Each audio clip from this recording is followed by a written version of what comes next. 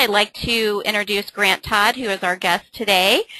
He has a background as a senior executive, including a role as CEO at Interface, a Fortune 500 firm specializing in commercial carpet. In 1994, he became interested in de Bono's work in expanding thinking, and he has been working passionately since that time to help people expand their thinking skills, and really believes in helping to teach others thinking skills so that they can apply it on their own. He is also working to introduce the concept of parallel thinking within the jury system, which would be revolutionary to the way that juries currently operate. So hopefully, if you're asked to join a jury in the future, you will have an opportunity to use parallel thinking in that.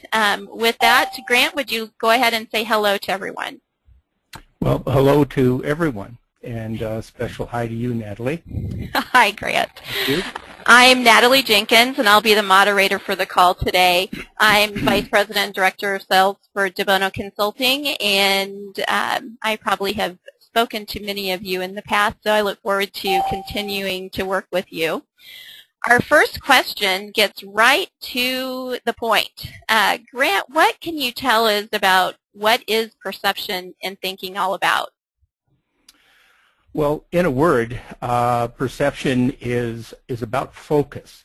But I will defer here to Edward, who we put a slide up here, and his definition and all of the work that he's done in developing the analysis of the systems that operate within the brain is that the perception is as here is what we do in our minds, and it's not just it's in all the other senses also. It really sets everything up, if you will. If you end up with a focus, or if you end up with a fix, you can call it any number of things, that initiates a lot of the things you're going to do around it, the actions you're going to take, or the processes you're going to work.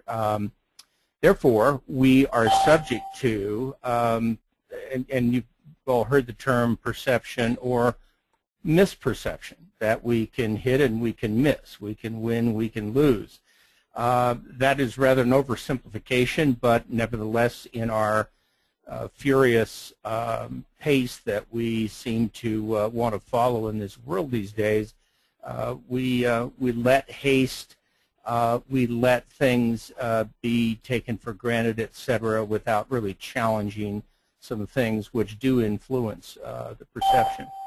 I've added, the bongs you hear are people that I believe are kind of adding on. We're going to have rather a robust crowd today, and I'm hoping that we will have room to at least address a lot of your questions here at the end. But there are 4 books here listed underneath the picture of Edward, and going kind of right to left, his seminal book that is still in print is a paperback. It is The Mechanism of Mind. It is really gets into the research that Edward has done as he was an internist for 30 years, literally operating as an internist, but also got advanced degrees in psychology that helped him into the cognitive world. But this is the book that really was profound and caught the attention of a number of folks in the community, including Nobel Prize winners who have lauded this book as a, if it can be simple, an explanation of how the brain is working today. We don't understand everything, but more and more has come through now that a lot of people do now agree with what Edward started with. So some of you may be familiar with some of the books that Edward had, which was 6 Hats, Lateral Thinking, and the other one is Serious Creativity. And that's the one I would recommend if you're going to buy one book. It would be the Serious Creativity. Kind of gives you in a whole Edward's positioning of all of his work, and also how it integrates and relates to itself. So with that said, I think we can move along. I'd like to maybe add something here. In my words, that perception is the initial threshold of thought.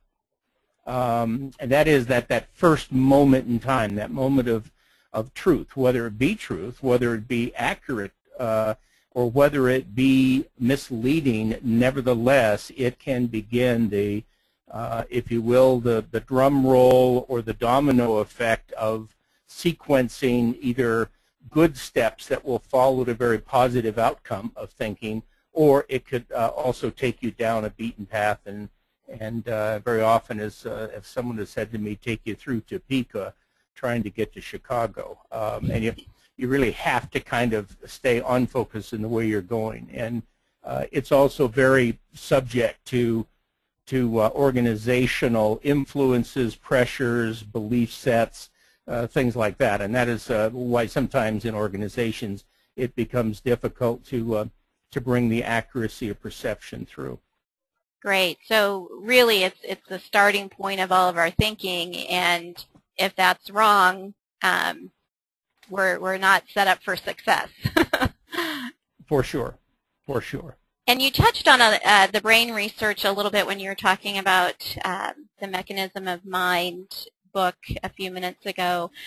What more can you tell us about brain research and how the mind works and perception's part of it? Well, I did touch on the fact that Edward was into research for a lot of his doctoral work.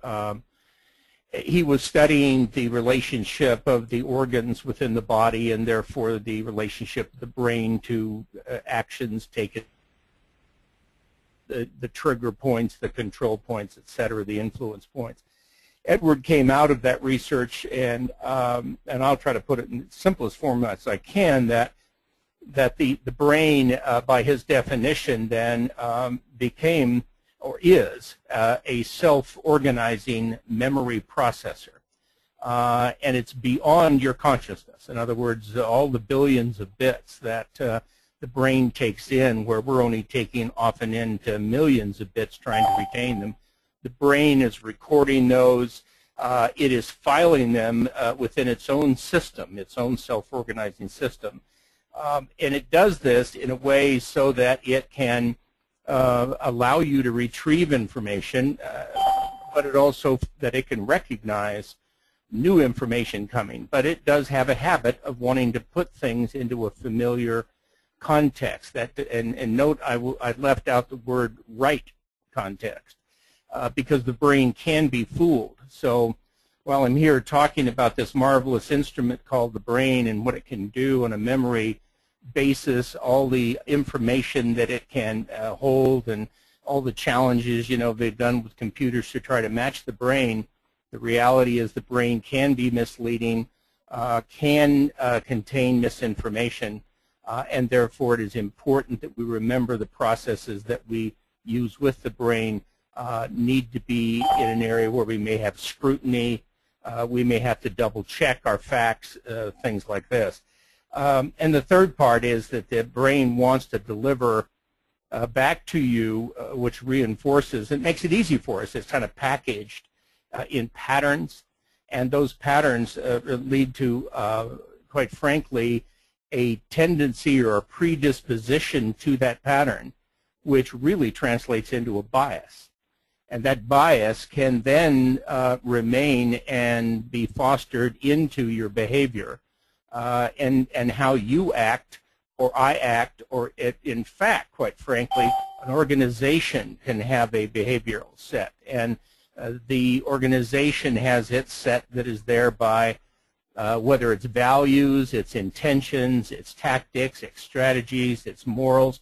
All those are drawn from, if you will, individuals collectively putting together what they hope is the right focus. And in a lot of cases, it may not be, and an organization has to become more adaptive at changing and altering those. So Edward put these three things together with focus as the most important part. He also wants to consider time element in its application, and he also has introduced tools to help us cope with these particular aspects. In this case, perception set has 10 individual tools.